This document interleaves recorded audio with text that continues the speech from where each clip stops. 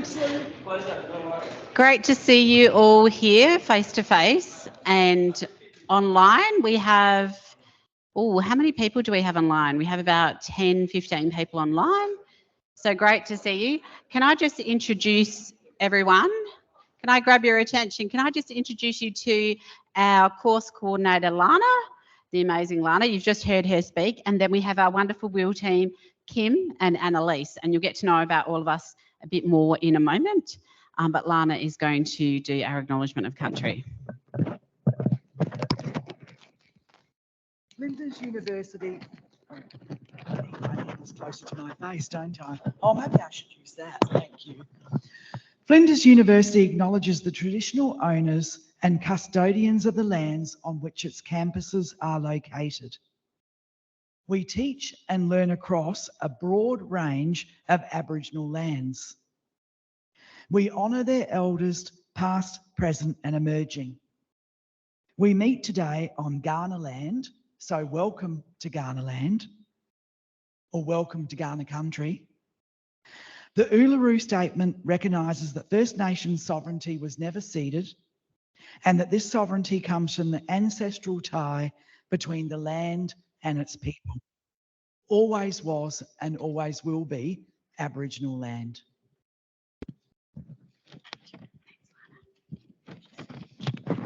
All right, so apparently our microphone is blurry and slurred. Is it any better now or is it still slow for people online?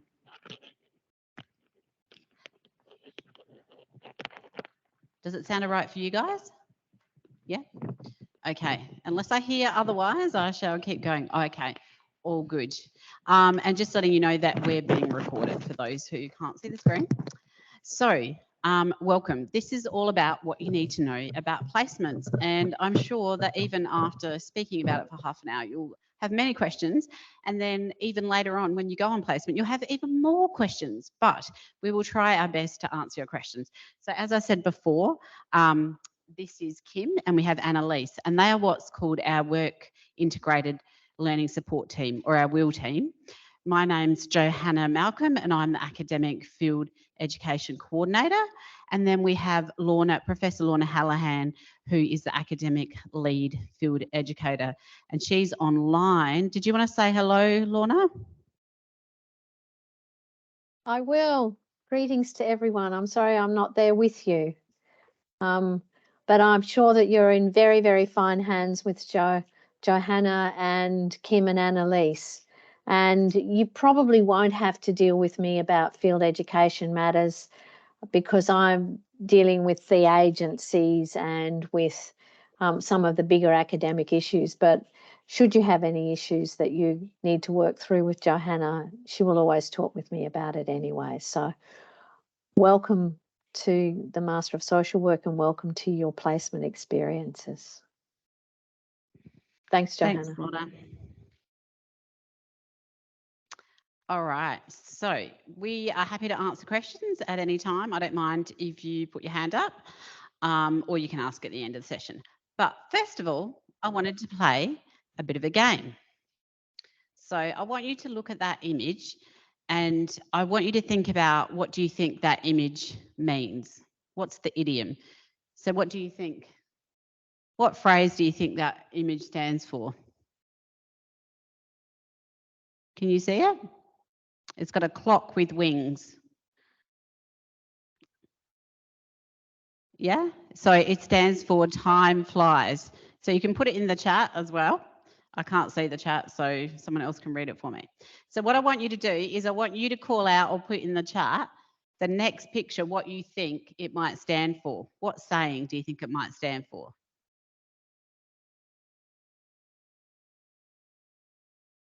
Yes, go. Yes, well done. Woohoo! Raining cats and dogs. Love it. Okay, next one.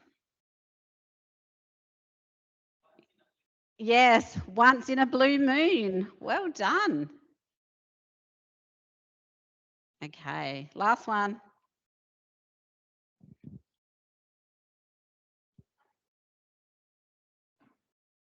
What did I hear?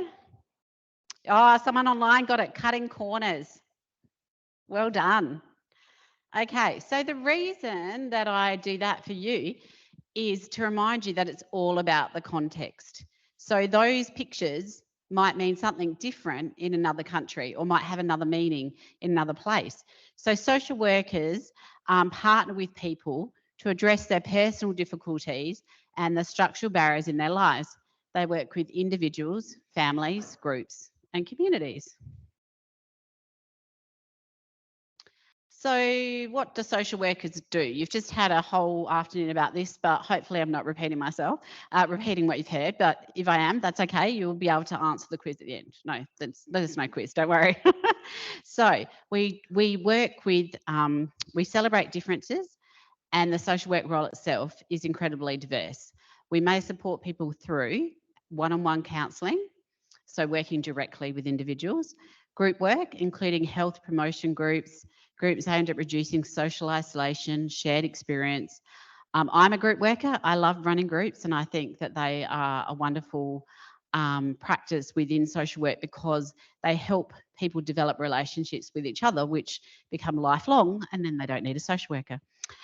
Community development, so implementing programs focused on the wellbeing of the community and working with the community to work out what are their needs and how can we address those needs.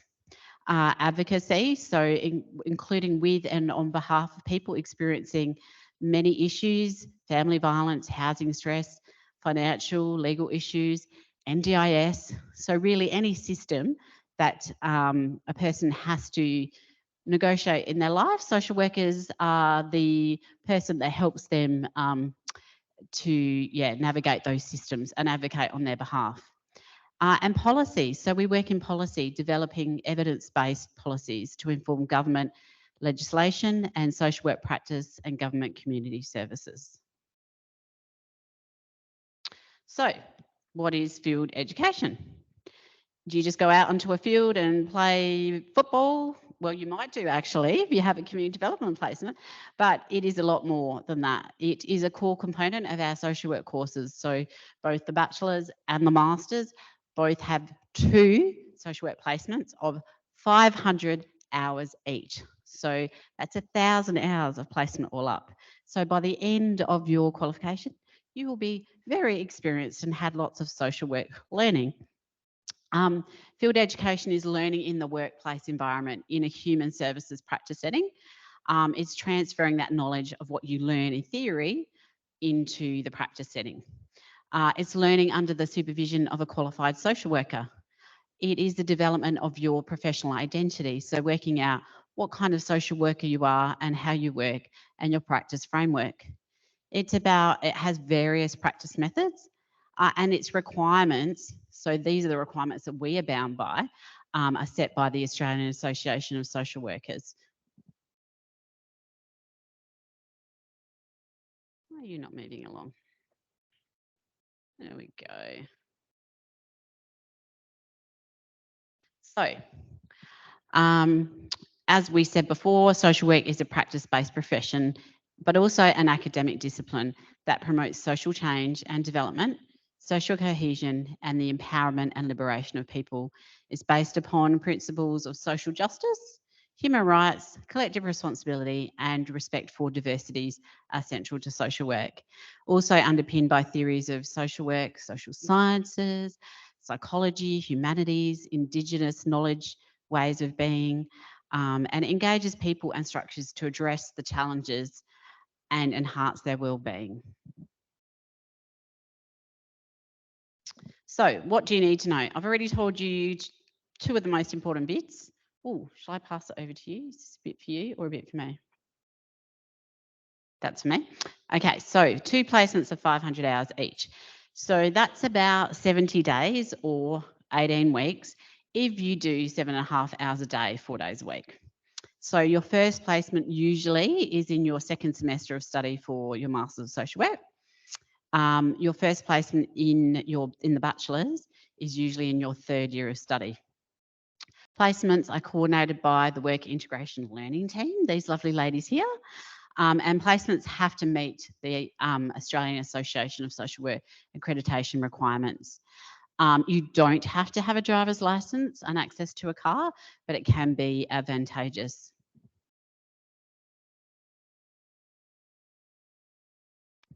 Is that one of yours or one of mine? I can talk to that. So hi, everyone. As Johanna mentioned, my name is Kim and I work alongside Annalise, and we help with all things pre-placement. So there's a number of compliance documents and trainings that we need students to obtain before we can match them to a placement. And at the moment, those are the DHS Working with Children screening check and the DHS Aged Care Sector related screening. Also is the National Police Check for all students and the Safe Environments Through Their Eyes training. So those are compulsory for all students going out on placement. There is further details on each of those different trainings or certificates on our compliance webpage. We've got a link to that coming up at the end of the presentation. For any students who undertake their placement interstate, they will have to obtain a state-based Working with Children screening check and a state-based mandatory reporting training, which is the equivalent to the safe environments for those students undertaking placement in South Australia. There is additional compliance that's required from certain agencies, and those are obtained by students as advised by our by the WIL support team, as and when those students are matched to those particular agencies requesting any further compliance from them. Yeah.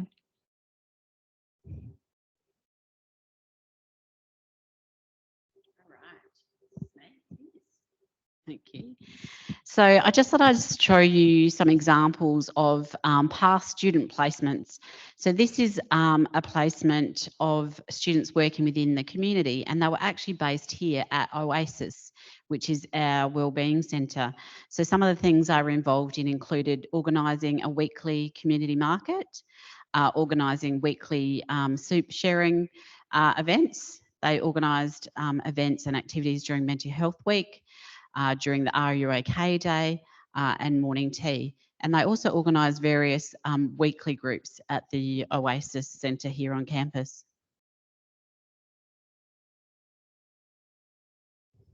Now, you won't be able to read all of that, and I won't read it all to you, but this is just an example of some aged care projects. So social worker students go into various agencies, some community development, there are some aged care agencies which students go to as well.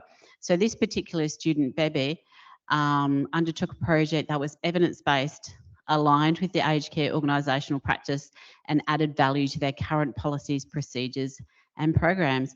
And she was promoting a life review for residents with mild dementia and depression.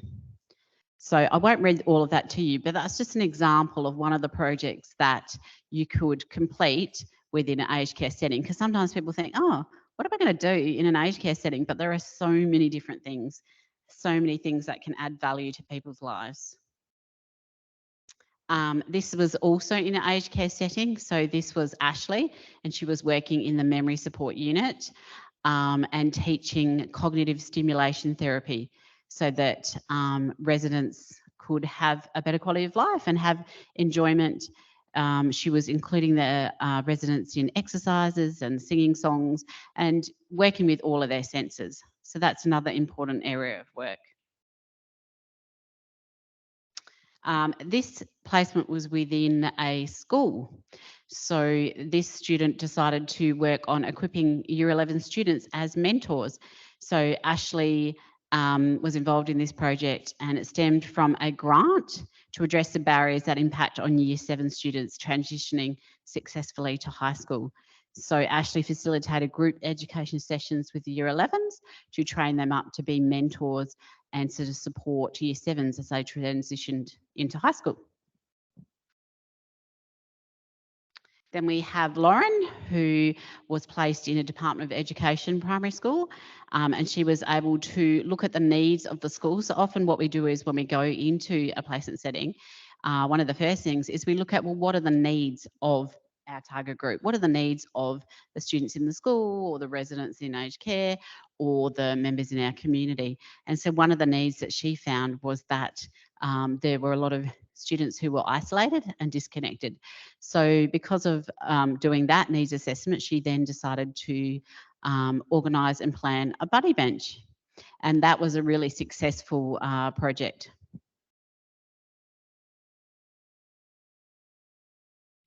Oh, I can hand this over to you. Well, this is the information I was referring to earlier with regards to compliance.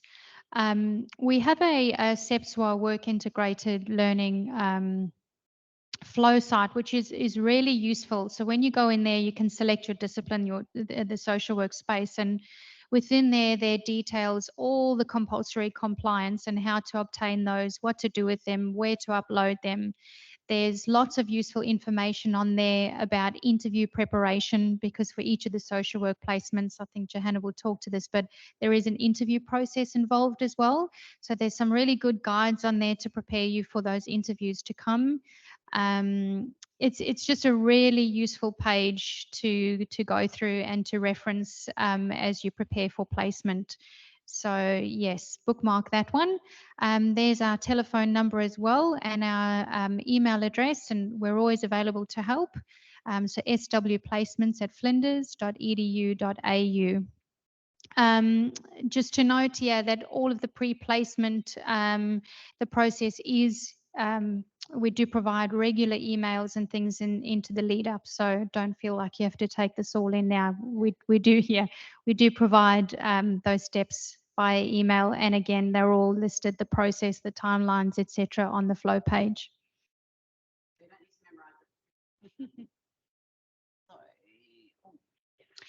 Yeah, I'll talk to this one as well. So as an idea, this is our upcoming timeline for students who will be going out on placement early next year. So the process begins in October, and in October, there is a nomination for placement survey that will go out to students via email, and there will also be a notification that gets sent out through the Flow site. So that's a really key step in the pre-placement process, and that's where we ask students to nominate themselves for placement and to sort of give us their intent.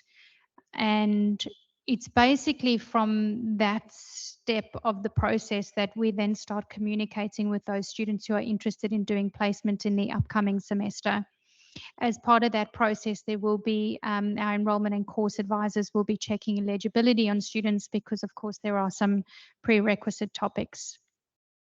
From there, those students who have nominated themselves for placement and are eligible, in November, we then go to students and we ask them for their specific information that we need to match them appropriately. So this is where we ask students things like, do you have a driver's license? Do you have access to a car? Or do we need to look for a placement that's close enough to your address that you can access via public transport? So it's really crucial information. There's also an opportunity for students to express areas of interest in which they would like to do placement. We do our best to accommodate those. However, they're not always guaranteed. It's really dependent on the placement offers that come in from various agencies across the state. So at the same time, we're collecting that data from students. We're collecting the data from agencies. And then it's a matter of putting those two together, it's a pretty intense process when there's that many students, because we get the same kind of requests from agencies as well. Sometimes they want students who do have a car, who do have a license, or students with particular undergrads, etc. So that all happens in the background. And then from early January, or I should say from mid-January, we begin releasing placement matches to students who are compliant. And from there, students will attend placement interviews and then go out on placement mid-February. Yeah. So as we said before, normally you attend placement 4 days a week. So it can take about 18 weeks, 17 weeks, 4 to 5 months. And if you were starting now, so our current students will finish late November, early December. So Next semester, they would finish roughly, would it be June? Yeah, around the end of June. Again, sometimes people have variations in their placement, so they need to go part-time. So maybe 3 days a week. The minimum that we can sort of allow so that you get that complete immersion in the workplace is 2 days a week. So if you have any needs like that, you can put that in that survey as well so that we're aware of that. And if you have an access plan as well, I will meet with, or your topic coordinator or myself will meet with you if you have an access plan, just to find out, you know, what other things that you might need support with in the agency so that we can try and make sure that we match you appropriately. What else? So yeah, if you're 3 days a week, then obviously it'll take you about 6 months. But if you're 2 days a week, it takes about 9 months. So, you know, just be mindful of that. So, essential skills or qualities for success on placement. I'm sure you all have them already, but they are the ability to engage well with people. So, for example, having warmth, genuineness, empathy, compassion, excellent communication and interpersonal skills, including written and spoken English, openness to learning and feedback, because you know that's a part of learning, is that critical reflection and looking at your practice and, oh, how did I go with that? Oh, that was really good, I'll do that again. But oh no, that wasn't so great, I might not do that again. So you need to be able to reflect upon your practice and take feedback from your supervisors. Confidence to deal with complex, challenging, unpredictable situations, because, you know, we are working with people. So people are all unique and complex. So just that ability to be able to, you know, deal with conflict, confrontation, aggression. We're usually supporting people to navigate systems when they're already struggling or very stressed themselves. So it's really important to be able to, you know how to work with people who are could be quite stressed. Ability to accept people and avoid judgment. And you know, the reality is we all we can't help it. We do actually judge people, but it's being aware of that. So being aware of, you know, your thoughts and feelings and values, and ensuring that your behaviour is in line with social work values. Time management and reliability. So obviously, you know, being on time to placement, being there when you said you're going to be there. I don't really need to tell you guys. I'm sure you have all of these skills already, but sometimes we like to remind people. So some common questions which we may or may not be able to answer, but we can always get back to you. So can I organise my own placement? Can I organise my own placement, Kim? It's a big no, sorry. So because we've got partnerships and agreements with quite a few of our placement providers within Adelaide, we ask you not to organise your own placement if you're going on placement within South Australia. If, however, you're going to be doing your placement interstate, then there is a requirement for you to find your own placement. So in that sense, it is different. And it's also different if you're undertaking a work-based placement. So I'm not sure if you're going to be talking to that, Johanna. Yeah, do you want to do that? So two things to be mindful of with field education are work-based placements and RPO, or recognition of prior learning. So work-based placements are those placements where you're already working. For example, you might be working at Junction Australia. So your work may be able to allow you to, you might be working with the WAVE team with the young adults, but your Junction might be able to change you into working with residential care. So if your agency is happy to continue paying you, but put you into a different area of their work with a different supervisor, that's called a work-based placement. So that means you can actually continue to work and be paid.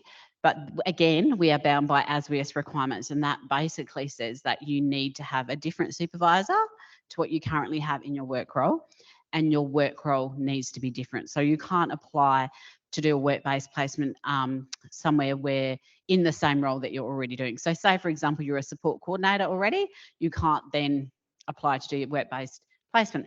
But what you could apply for, I can't remember, is it 2 years minimum experience for RPL?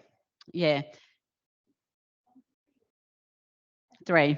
Lorna might be able to tell us. So what you can do is some people apply for RPL, which is recognition of prior learning. So that's when they've been working in the area, for many years, at least 3 years, and they will then put an application in to show, they'll upload their CV, they'll answer questions and show how they're actually able to meet the learning outcomes of a social work program. So I do say to people to keep that in mind if you are already working in the area, because we do have master students coming from, bachelors, where they might have some experience. So yeah, so keep that in mind.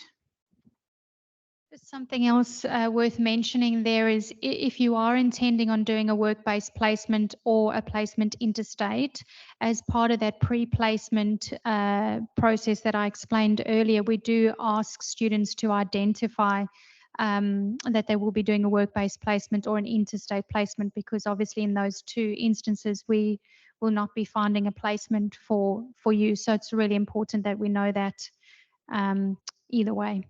Yeah. Can I go on placement overseas? I'm not sure. It depends. Well, this used to be on offer pre-COVID, but it's been put on hold since then. I think it's being reviewed. I would say at this stage, no, until such time as we hear otherwise. That's what I know to date. Mm. So, if placement is not close for you, watch this space. If something overseas is what you're looking at, email us, because things may change in that space. Can I have previous work in human services counted? Well, that's what I just talked about. Can I do my placement in my current workplace? Oh, we already talked about that as well. All right, so now it's over to you. Do you guys online or here have any questions about placement? Yes.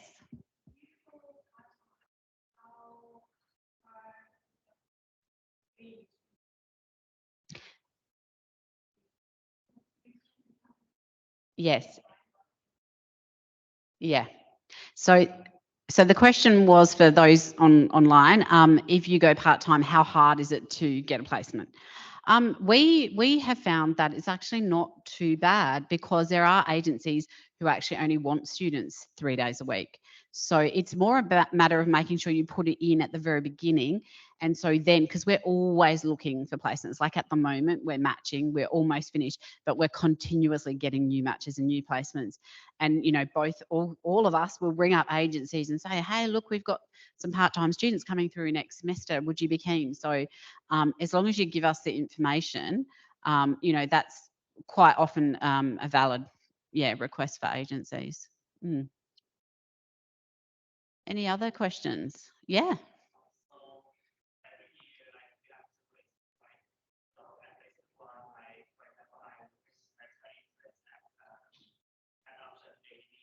Yeah.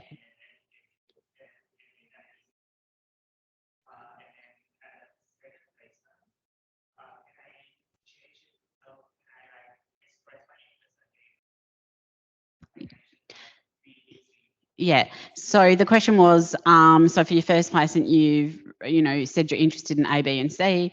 Can you change it for the second placement to be, say, D, E, and F?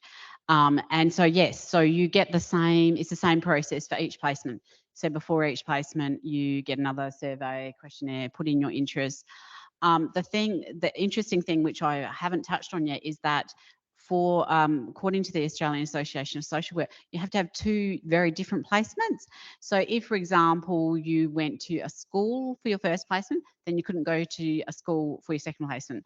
Or if you went to aged care for one, you couldn't go. So that's a good thing, because it gives you a well-rounded experience. I know when I did my final placement 13 something years ago, I was a group worker, and my first placement was in group work, and I wanted to keep doing group work for my second placement because I didn't feel comfortable. I thought, I can't work with individuals, I'll be really bad at it. But they wouldn't let me. They're like, no, you have to do it because you've already done group work. So I did, and I loved it, and it was an amazing experience. So sometimes it's good to kind of, push outside of the comfort zone. The other thing is that, you know, when we're matching, these guys particularly, you know, we look at your interests, we look at your strengths. The more information we have, the better. But all we can guarantee is that you will get an excellent placement. We can't guarantee that you'll get a placement in the exact area of your wants, because the reality is we're bound by the placement offers that we get from other agencies. And so remembering that, you know, agencies are helping us by having students on placement, and they're not paid to have students on placement. So it's a mutual relationship. So you provide, you know, support to them and to their clients, and it's a beautiful relationship. But it also requires work on their part as well. So yeah, so we can only, you know, if, for example, you want to go to NASA as a social worker, if we don't have a placement in NASA, we can't give you that placement. So just to make you aware. Yeah, exactly. And, you know, it's quite complicated because you've got to look at where people live, whether they need an on-site social work supervisor. There's lots of different things that we need to look at, whether you have a car, things like that. Do we have any questions online? I can't see the chat. Any questions online?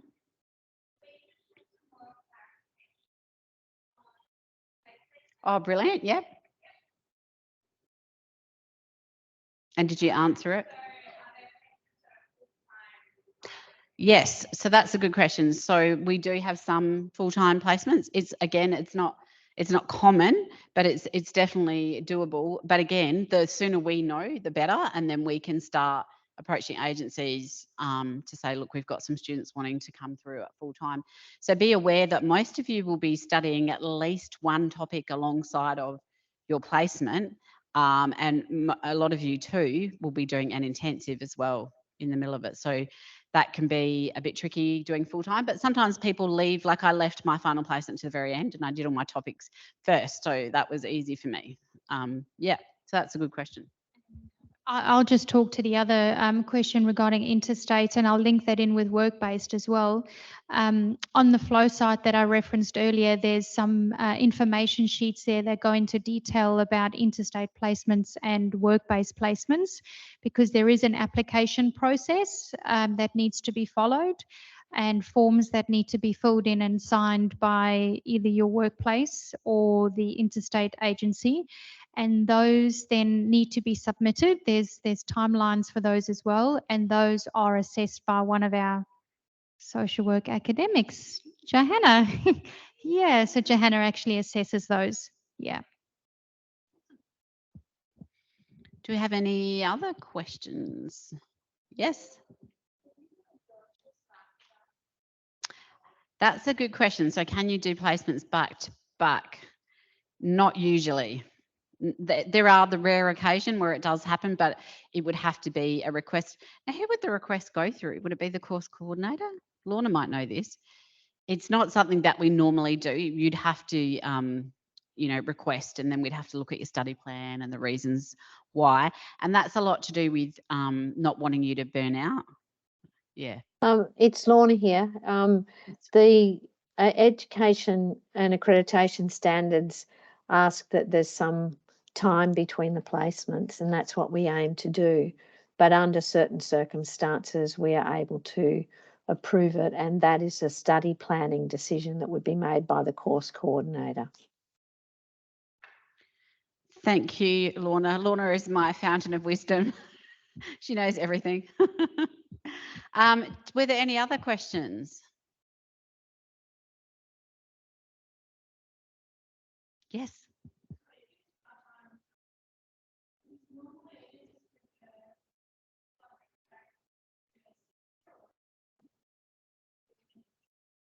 Yeah, so it would be between you and the agency to negotiate. So, you know, for example, they might prefer you, and you might prefer to come Monday, Wednesday, Friday, or Wednesday, Thursday, Friday. So that would be something that you would negotiate with them directly. And I think you did touch upon, when we do match you, what happens is you're sent an email to say, you know, you've been given a match to this place. Then it's your responsibility to email the agency within 3 working days and introduce yourself and arrange an interview. And then what happens is you're interviewed by the agency. So Just because we match people somewhere doesn't necessarily mean they're going to continue with that match. So, most people do, but, it's just good to be mindful that if you've been matched to, for example, Department of Child Protection, that there is information on the website that Kim was talking about where you can research up, okay, well, what does the Department of, Child Protection do? And, what are the questions they might ask me? And, prepare for an interview. So it's important to just be aware of that and be mindful that you do prepare. And I know it sounds funny to say that, but sometimes people fail to prepare. And that's generally the only reason why they don't necessarily, continue through with the match. Yes.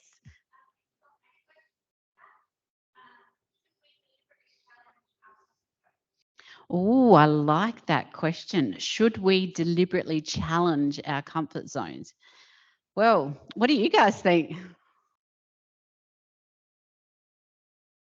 I think it depends. I think it's a good thing. Yeah, I think it's a good thing, but I also think you need to be able to be resilient as well. So, yeah, what do you think, Lorna? That's a good question for you. I think that you'll find that all learning requires that we step away from the things that we already know into what we call the zones of proximal development. All social work education in Australia has this kind of model built into it, which is that we support you to move into areas where you have not yet gained those skills and that knowledge. And from the very beginning of your social work education, you will experience this stretching. But we will support you and encourage you and give you the resources and the opportunities to be able to do this, because we want you to be a social worker at the end. You don't have to be a social worker right at the beginning. Yeah, absolutely. And that's really important to remember that you're learning. You don't need to be a social worker from the very beginning. And by the end, you're still learning, and you're just a brand new little fledgling going out to learn even more in social work land. So, yeah, I think that was a great question. Thank you. Any other questions?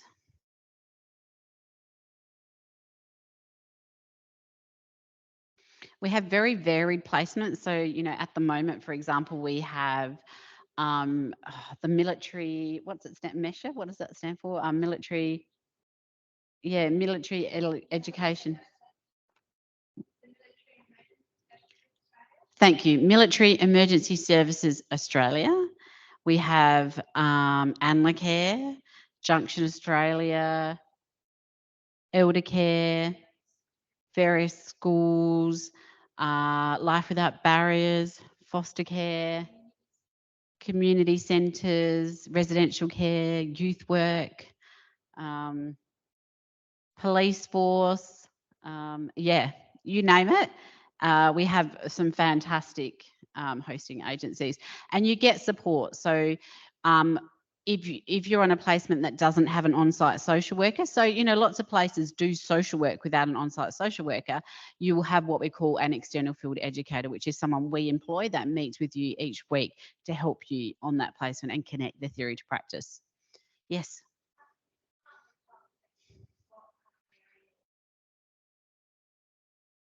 That's a good question. That's one for you. So most of the time they are just separated by their offices. So you've got sort of, DCP Gawler, DCP Elizabeth, and then there's some various other ones separate to that are quite specific. So there's some placement opportunities within their call centres.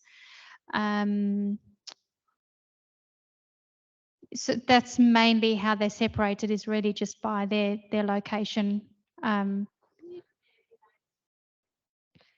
So they don't define them. They just kind of set them to location, and then And you find out when you get there. yeah. And they have a whole orientation week, and then learning circles.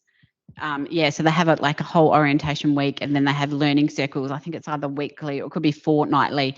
So it's quite a well supported placement, as you can imagine, because of what you're dealing with. Yeah. Any other questions? One big thing too is that you're not there just to watch. At the beginning, yes, you shadow and that's how you learn, but you have to do, which is a little bit scary, but it's how you learn. Yes.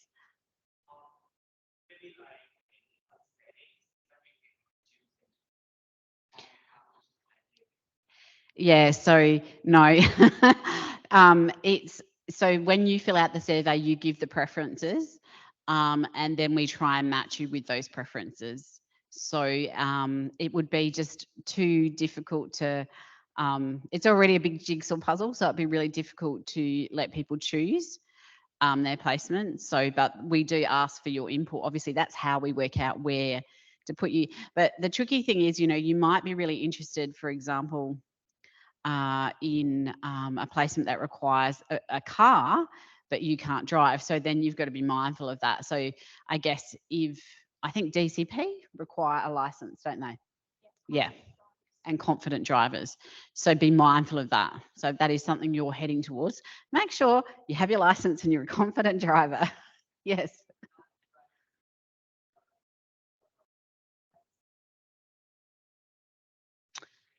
I'm not sure.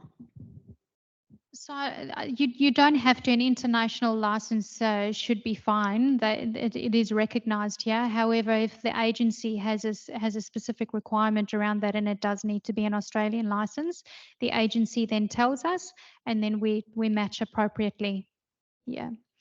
Just regarding the survey. So the survey is the nomination for placement. That's where you just say, hey, yes, I'm here. I'd like to do placement.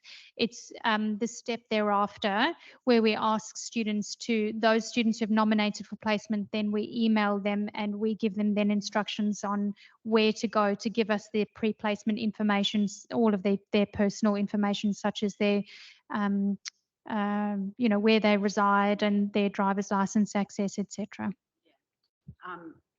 And it's important too if you do have areas of trauma or you think would trigger you, that you give us that information as well. And I often say to people, if it might be worth also applying for an access plan as well, so that we can support you if you have high caring duties or any mental health challenges or physical challenges. It's worth getting an access plan because then we can support you more, if that makes sense, around what your needs are as well. Just to add to that, because that's a really good point, Johanna, is we have had instances in the past where we've matched students to certain agencies and only after the match have they informed us that they have some trauma within those areas. So it is always useful to have as much information that you can give us to match you appropriately is best. And also to make sure that your residential address is up to date, because quite often, yeah, and phone numbers sometimes, right at the point of matching a student to a placement to an agency, it's only thereafter that we've been informed then that they've moved, which makes things a little tricky for us. So yeah, the more information we have and the most up-to-date and accurate information we have, the better. We do look at your address. I know Kim spends a lot of time putting your address in and the placement agency in and seeing how far it is, how many buses would it take, whatever, so that we can make sure that generally it's try and be around an hour or less, but sometimes it's an hour and a half, but rarely. So we do really try hard to look at, your needs when we're matching. Any other questions?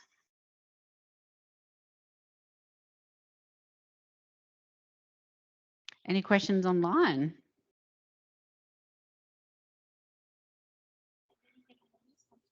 you want to share anything, Annalise? To remind students of, or?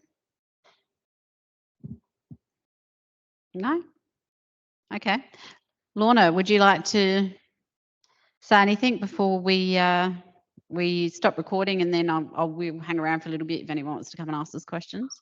No, I don't think so. Just to say again that it's wonderful to have new students coming through. It's always an exciting process for us as we welcome new students and prepare you for your first placement, and to wish you all the best in your studies, please follow the advice that you've been given. The most important thing is to make sure that you're checking your Flinders email regularly. That is every day, because that's how we will communicate with you. And the more that you pick up that communication, the more likely you are to have smooth processes around this. Thank you. Fantastic. Thanks, Lorna. I'm just going to remind you, I think I've got some other slides here. Oh, hang on. We have some conversation groups based at Oasis. So we want to remind you about that. So Dave, one of the Oasis chaplains, is available on a number of Fridays throughout the semester to encourage you to listen to your concerns and provide opportunities to improve your confidence. So that's down at Oasis. So have a look at the map. I can't remember the car park it's near. I think it's P5, but have a look at the map. It's got some amazing groups. I love the yoga group. I have been to yoga group once before. So best wishes for your social work studies. And don't forget, you've probably seen all of these slides before. Just make sure that you are supported. So we have the health and counselling service and disabilities. Make sure you access them if you need them. Oasis, as I said, they have conversation groups, mental fitness, chaplaincy, yoga, forest walks, midday meditation. And there are plenty of O-Week things that you can be involved in. And don't forget to join FUSA. All right, well, we'll hang around for any questions, and lovely to meet you all, and I'm sure we will see you when you do your placement. Thank you.